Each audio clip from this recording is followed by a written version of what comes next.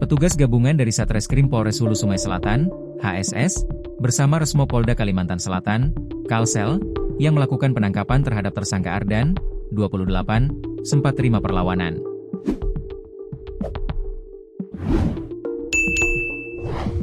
Tidak mudah bagi petugas gabungan yang mendatangi salah seorang DPO kasus pembunuhan Jumaidi, mayat tanpa kepala di Dusun Bangkauan, Desa Ulang, Kecamatan Loksado, HSS di akhir Mei 2025 lalu.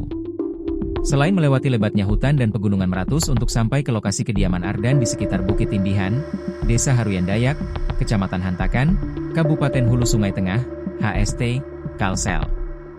Petugas juga mendapat perlawanan dari tersangka Ardan, pada Rabu, 17 Desember 2025. Dibeberkan, Kasat Reskrim Polres HSS, Ibtu Mei Feli Manurung saat konferensi pers perkara tindak pidana pembunuhan dan atau pengeroyokan yang mengakibatkan korban meninggal dunia ini di Aula Amandit, Mapolres HSS, bahwa tersangka sempat melawan dengan senapan angin.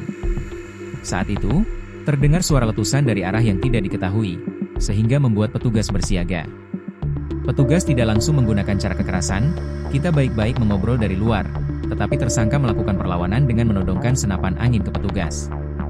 Namun, petugas tetap tenang dan tidak melakukan penembakan, karena ada anak-anak di sana, terangnya. Cara persuasif tetap dilakukan sampai akhirnya, petugas bisa masuk ke dalam rumah tersangka dan berdialog. Tersangka tinggal di kediaman tersebut, bersama dengan anak dan istrinya. Tersangka sempat menolak untuk dibawa dengan berbagai alasan. Namun, alasan berbelit, sehingga kami bawa paksa dan periksa sampai hari ini. Penetapan tersangka sudah dilakukan, jelas Ibtu Feli. Dijelaskan Kapolres HSS AKBP Muhammad Yakin Rusdi, sebelum dilakukan penangkapan petugas pihak kepolisian telah memanggil dan menyurati tersangka sebanyak 2 kali. Namun, tersangka Ardan mengindahkan.